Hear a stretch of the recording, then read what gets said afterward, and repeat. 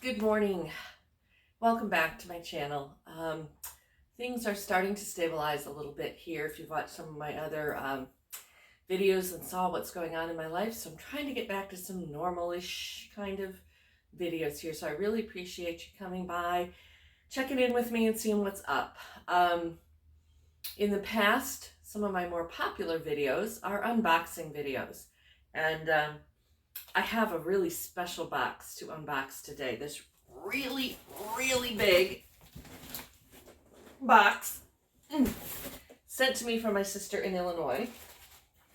And I'm going to be honest, I've already unboxed it once because I unboxed it on a video with my sisters to just share my excitement as I got into all the goodies that she sent me.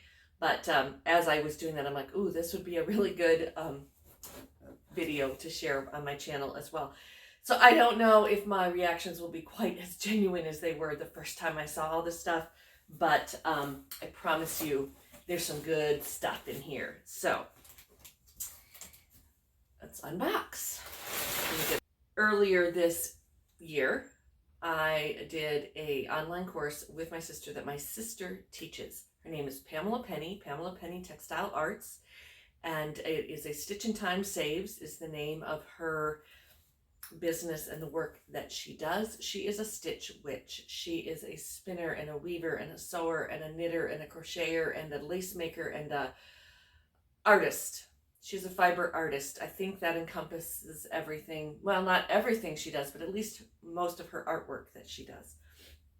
And her Stitch in Time Saves, she is doing a series of, I know I'm not going to do them justice in the description, but she is doing a series of online courses that incorporates learning to spin yarn, spinning yarn. You do not need to be a yarn spinner to take them. You do not need to be a fiber artist to take them. She also studies somatic mind-body integration and work in that realm. So she incorporates all of her gifts and talents into these programs. So anyway, as her kind of test guinea pigs, my other sister and I took her Spinning to Activate course. And throughout this course, you do meditations and journaling and all kinds of really interesting things. And you have options. If you want to learn to spin or you already are a spinner, she will make you a bat of specialty fibers that is specifically with you in mind, with your activation in mind, and send that to you so you can spin that later on your own. She will also spin the yarn, make the bat for you, and then spin the fibers into a yarn for you. And then, so if you're a knitter or a crocheter or a weaver and you want some magical, one-of-a-kind, made specifically for you yarn, that is one of the options. And if you are not interested in learning any kind of fiber arts, but you just want to experience this this process, then another option is she will make the bat for you with you in mind, again, meditating on you and the work you've done together. You do have some time for one-on-one interactions with her, work with her one-on-one. So she gets to know you, and then she'll make the bat fiber for you, spin it into a yarn, and then weave it into a art piece for you. So it's really an amazing offering. There was a little part of me, actually probably bigger than a little part of me, that just wanted her to do the whole process because I know her work and I wanted a piece of her essence here, but it is still here. This is the bat she made me. And if you're not a fiber person, a bat might sound like, you know, out of the park, but or a flying thing, but a bat is a bundle of fibers. I'm not going to undo it because I'm not ready to spin it yet, but I know there's silk and alpaca and sparkly stuff, and it's all my colors, and it's so soft. I can see a little sparkly Angelina fiber in here. So this is very precious to me, and it's going in my fiber, not my stash. I'm not stashing this one away. I did learn she made me a drop spindle. I don't know, I think that was in my Instagram reels or stories maybe, so that I might have to come back to that one. As a gift, she does also make her own sacred tools, crochet hooks and drop spindles, and oh gosh, again, I'm forgetting things. And if I had it handy, I'd show you my drop spindle, but I think it's under this bed in a bin. So that was what this box was supposed to be. And I'm like, well, this box has a whole lot more than a couple ounces of fiber. So keep that away from the cats. Then she had had an opportunity to go visit our parents and our other sister in Michigan this summer.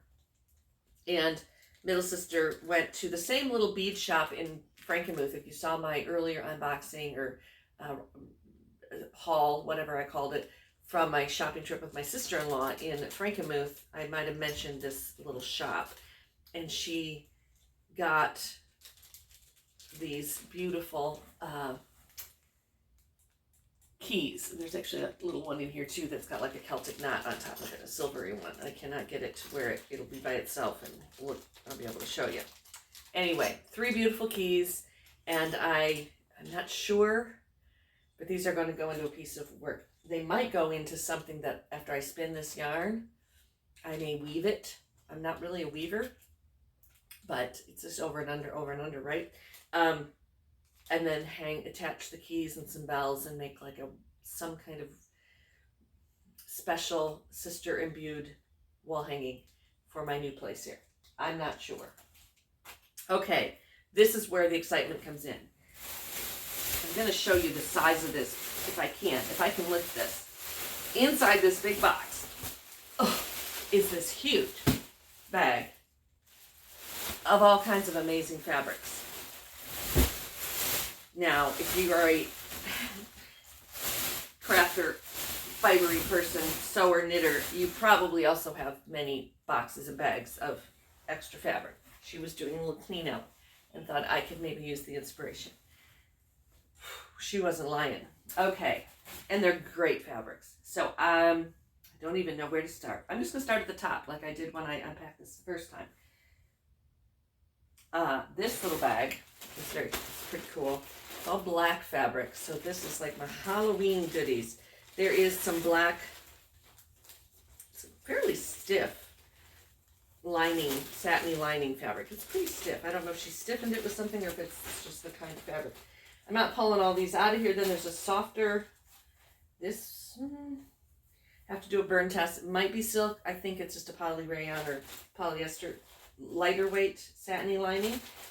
And this one, I am going to pull this one out because I wanted to see. Oh my Lord God. Holy moly. This is a lot bigger than I thought it was when I looked at it the other day. Black. Can you see the shine on that? It is a stretch velvet. Beautiful rayon stretch velvet. I'm guessing rayon. Rayon polyester. Oh my Lanta. I think I see a new witch dress in. I don't know if there's enough for a dress for me, but there's definitely enough for like a nice, well, gosh, there might be. It's pretty wide fabric. I don't know. Something fun, something, I don't know. That's the beauty of getting a random box of fabric when you're a sewer and a crafter. You don't know. When you don't know what you're getting, you don't know what you're going to make out of it. But that is exciting. I'm not going to shove that back in that bag for right now. But I know wherever I lay it, there's going to be a white cat laying on it because the black cats will find some light colored fabric. This is a raw silk, and it is an even weave. I can tell by feeling it, it's a raw silk. And I know, because I know my sister, she hand dyed this. So look at that. That's going to make, I think, I don't know what that's going to make. Definitely would be beautiful for altar cloths because it has that rustic raw silk feel to it and the dappled colors. I don't know if they're coming up on camera, but you know, it's just a soft, I don't think it's an ice dye, probably a low immersion dye. So it kind of has that marbly color. Gorgeous. Oh, this beautiful green silk brocade. And I know this one doesn't show up on fabric, on camera, nearly well enough. But it has these little flowers on it. And it's definitely silk too. Oh my gosh, that's beautiful. That's too pretty to be a lining for anything. So it's going to have to be, again, a beautiful spring altar cloth. Watch my shop in the coming months because there's some goodies coming. I'm telling you right now. Now this is the next bunch is ridiculous. I can't even. I can't even. It is a stack, a huge. Oh, for goodness sake. I'm going to try to pull all of this out. I think this is all, yeah, okay.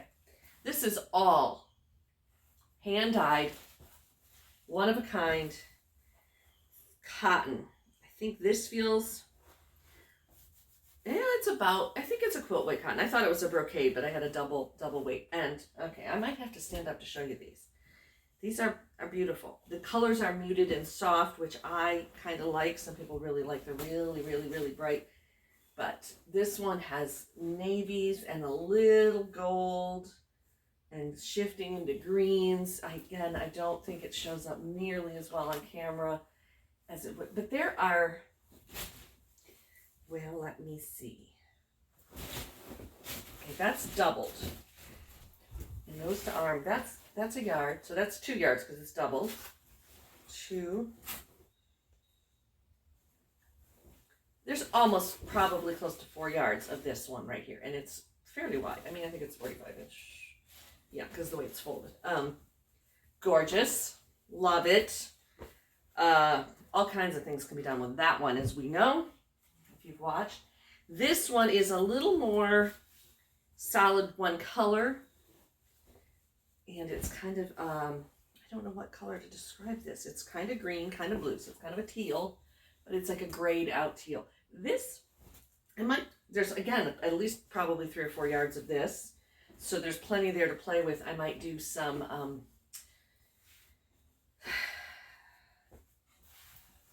over dyeing, or maybe even some bleach dyeing where you take some of the color out with bleach and then, I don't know.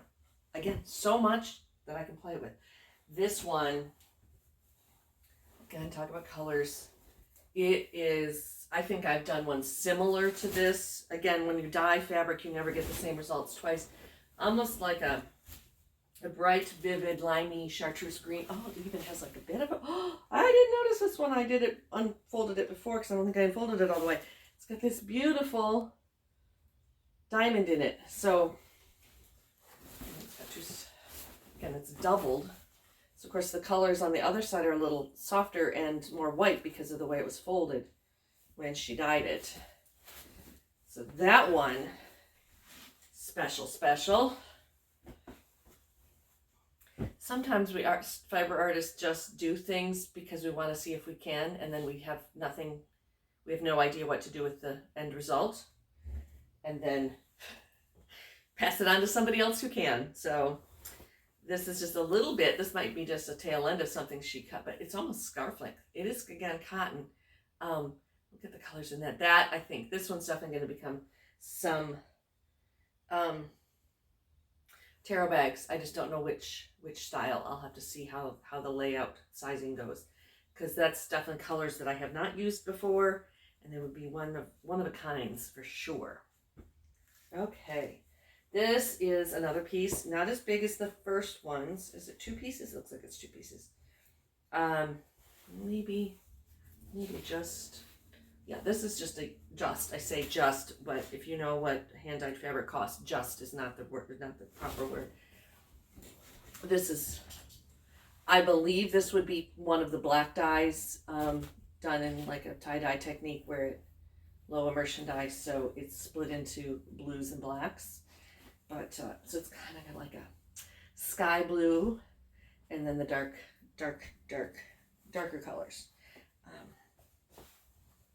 And I have a dog right in front. You can't see him. He's between me and the camera, and he probably will bump something in the process here. But And then this might be the same colors, just a different piece. Gorgeous. Again, this could be some Ultra Claws, some of the Bridget larger cloths, or some of the smaller bags. I don't know yet. Then this pile, wait a minute, I'm gonna try to do these. No, okay. This is another little blue green. This one's really pretty. This would be a pretty spring Ultra Cloth piece. So that might be something. It's almost the right size for a Bridget bag or Bridget wrap. Pretty close, actually, I think. So I found just the right silk for the back of it. Of course, my other sister now has inspired me in a different way to try something a little different. She collects antique sewing machines, and which I tried to do for a while, and then I ran out of room. Cass, go kennel up, buddy. Go. I'm going to shut the door on you if you can't. Just go lay down. And she wanted to make a little Mabon Samhain reversible Ultra Cloth. And she took 2 pieces of fabric. She did not put any quilt batting between them, but I'm thinking of making some that have a very lightweight quilt bat between them, or even just a piece of flannel to give them a little body. I don't know. And then she concentric circle quilted it, and so it's got a little body to it, it's a little bit more than just a piece of fabric, double piece of fabric. And I haven't quilted anything in a long time, and some of these are inspiring some free motion quilting or something. Look at the colors in that. Oh wait, I might have to get back into art quilting and make some landscape quilts, because pieces of that would make a stunning sunset for an art quilt. See, all it takes is a little bit of something to spark your imaginations, get your juices flowing. This one's beautiful. Reds and blues are really hard to dye because you end up with mud quite often, because, well, I won't get into color theory with you. You'd think you'd get purple, but quite often you get like this browny weirdness because of the colors it takes to make the red. But this has a stunning little cerulean blue in with the red, and it really doesn't have any mud. I'm gonna have to learn her secrets. Well, I've been learning my sister's secrets for 54 years, so there we go. More reds. I don't know if I should go through each of these individually. We'll be here all day. Maybe I'll speed up through this part. This one's beautiful. Pinks, and I've done some of this in these kind of colors, and they're just beautiful. Okay, I'm just gonna look at this one's got like a green, and oh, that one's really stunning. That's gonna make something fun. Sunburst again. Oh, look, see, now if you did like half of that on an art quilt, you've got a sunrise or a sunset. So this might be a beautiful one to make a springtime while hanging or something. These are more just solid mottled colors. They make great bags. They make great surfaces for embroidery. So lots of colors, especially colors. She knows that I rarely dye, at least on purpose, dye oranges and warm colors, because I'm usually a green and blue purple girl. But okay, this one is really interesting. I don't know. You know what? Now I realize what it is. Okay. When I looked at this before, I thought it was like, how did she do this? But now I know how she did it. It's this big, it's a brown starburst. It's beautiful, but it's backed. And I'm like, it looked like an upholstery fabric, but now I realize it is she's applied interfacing to it. So she must have had something in mind that needed interfacing. So she interfaced it. And to be honest, it probably wouldn't take a whole lot to peel that interfacing off of there if I wanted to, and it wouldn't leave a residue. So I don't know. It's beautiful. It might just make this big one would make a nice fall harvest table something, because it's big and it's all I don't know. I'm so excited. Okay, we're back to the silks. Okay, so that's all the hand-dyed, I think. Who knows what else is in here. Hand-dyed cottons. Then we get into the, okay, this is another, I think another raw silk like the yellow one. This is just a plain gray, even weave. That, I think it might be a silk and linen blend. It's got a very nice feel to it. All right, let's see what this pile is. This is a raw silk in like a gold. She has, now see again, that wasn't, she has serged the edges with a rolled hem in a dark teal of at least 3 of the edges. Looks like, I don't know, she could have been making, knowing her, it could have been a million different amazing things. So it just looks like maybe it was cut off of something, or she was using it to practice her serging skills. I don't know. This piece is amazing. It's basically a silk scarf. Look at the colors. Blues. It's kind of got a watery, beachy feel. The edges are raw and unfinished. Well, that's the salvage edges, but the raw edges. But it wouldn't take much with my serger to just finish those edges and have a new scarf. I'm not much of a scarf wearer, but it makes a beautiful scarf. And it's got that kind of crinkle. I would not press it. I would not get those crinkles out of there. I would leave it crinkled. Beautiful.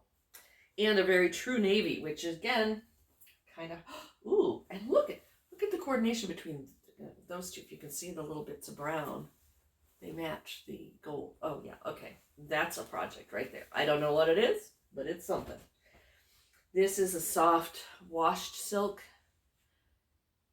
It's got like that kind of almost suede-like feeling. Beautiful. Some more velvets. This is a stamped velvet. I know she did this. She probably carved the stamp herself. It's a cotton velvet. It's not the satiny stretch velvet.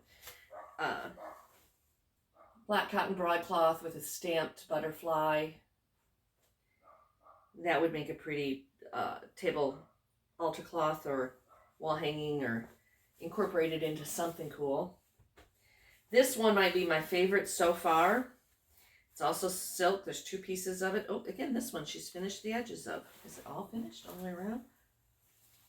It is.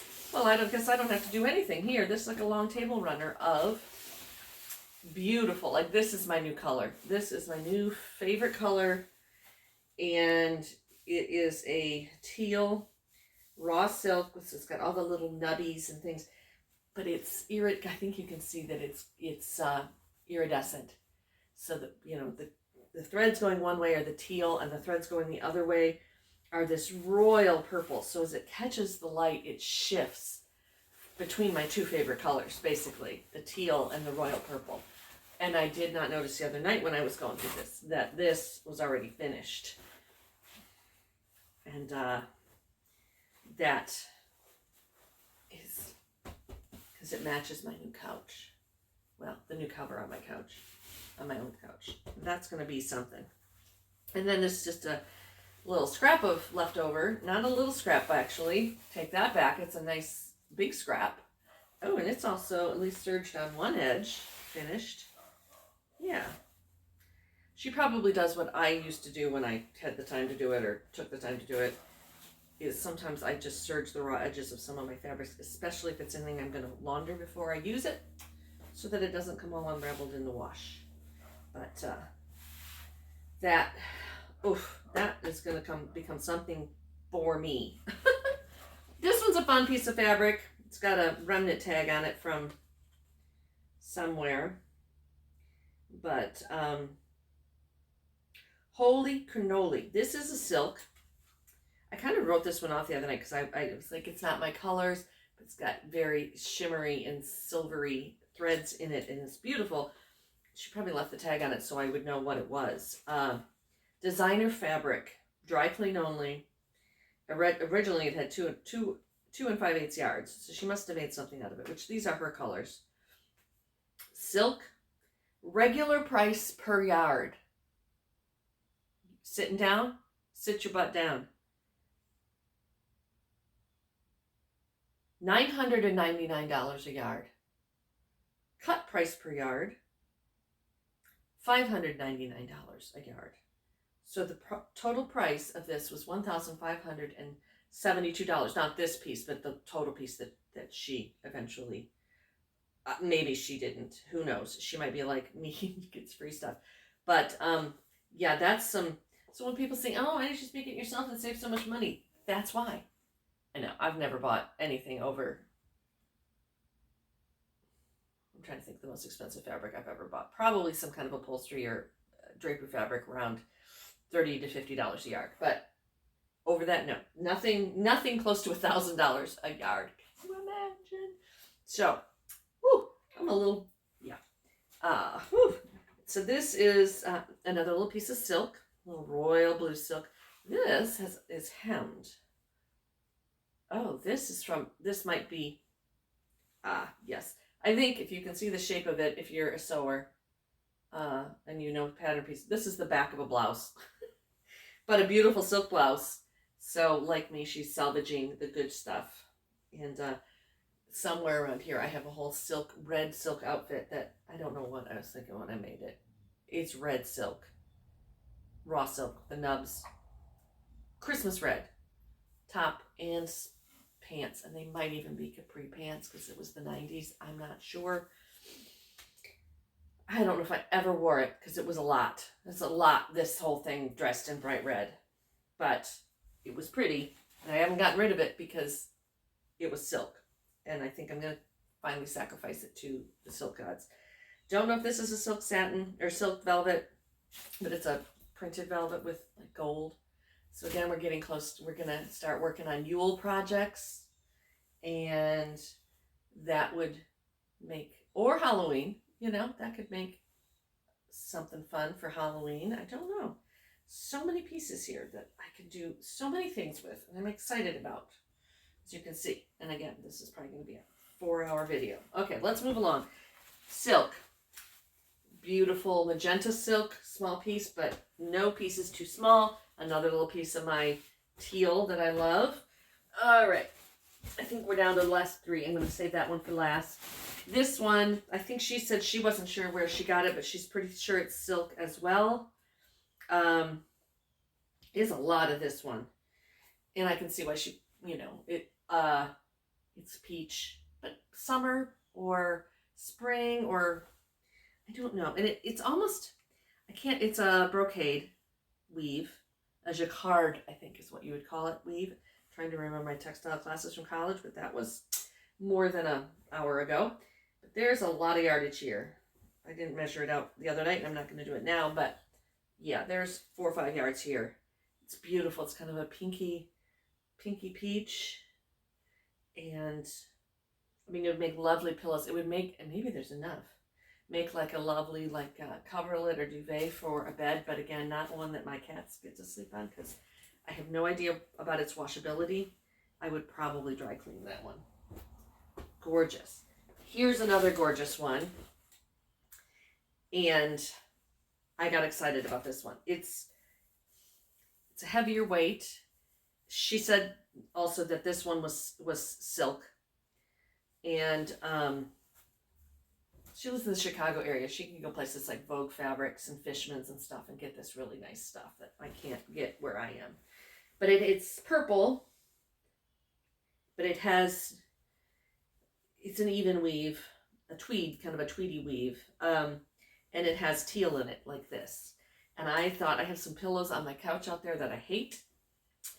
So I'm thinking that maybe, I know there's definitely enough for at least 2 couch pillows, maybe more, that I could make some pillow covers for that couch and bring some purple into the living room as well. I didn't really want to decorate with purple, but God, look at it pop against that gray wall behind me. So, and because it coordinates so nicely with that silk, and if I were sitting on the other couch, you'd see that it coordinates beautifully with the cover of that couch. Here's the final piece, and I got ridiculously excited about this. Probably going to regret that. It's the color. I opened this like at 9 o'clock at night with just my room lights in the other room, and I couldn't see. Now I'm in here in the daylight, and the color of this is even better. It is like a berry, like a raspberry burgundy, and it's a Slinky Knit. Remember when we all were wearing Slinky Knits back in the day? Slinky Knits are a pain in the butt to sew on, but they make such comfortable, nice clothes. So this, I think, it goes all the way down to my feet when I hold it under my chin. And I would want the stripes going this way. So I think that there's a new Slinky Knit dress in my future with this one, because it's definitely my colors. It's a dark, like I said, berry red. Maybe something new for the holidays. I don't know what my plans for the holidays are, but, and maybe I'll even do a two-piece. I might just do a simple A-line mid-calf or even full-length skirt and just a top, because that's more versatile. I don't know. But it's kind of unlike a kid in a candy store or or a middle-aged woman in a fabric store. But when I get all my wonderful purchases to the countertop, they say, okay, just box those up. They're free. Because, yeah, I don't know what part of this whole thing I love more. Also in the box, she included a couple books. This book, The Hour of the Witch, came out, I believe, this summer. Chris Bojalian, I don't know how to pronounce his name. I remember reading his book Midwives way back in the day. Don't know if I've read any of his others, but middle sister bought this book, read it, and then I think when they were together in Michigan, gave it to the Illinois sister, and the Illinois sister, which is why I had to wait for this box a little longer than she thought, which I think was good, because I think I got more stuff. And then she finished reading it and packed it in the box with the fabric and the other goodies. So I just started it last night, and I've only read like first little tiny bit. So they both liked it. The reason we thought we're all kind of reading it too is that my sister Pam discovered in her ancestral research that we have an ancestor, a Brown, Samuel Brown, I believe is the one, that lived in Salem, Massachusetts in, I want to say, the late 1600s to 1700s. I believe he lived there after the whole witch thing. I believe. Again, she can answer those questions. But she found this book about him, or information about him and his time in Salem, and I haven't had time to read all the stuff that she's found on him, but this is set in Salem in the 22, something like that, I think was what the 1662. Okay, so just thought that would be, interesting because of our family connection to Salem. So another book she bought, we've been doing a lot of work together, the three of us this year, about manifesting and working to some of our magic and deepening our practices individually and together. And there's a lot more on that I'll talk about. But she's been sharing a lot of moon meditations during the darker than new moon and dark moon, and a little bit more full moon, a little bit in the full moon, but we've really been focusing a lot on dark moon energy right now. So this is the Moonology Diary for 2022, so next year, by Yasmin Boland. And I haven't really had time to really dig into this one either, but it can be just a weekly planner.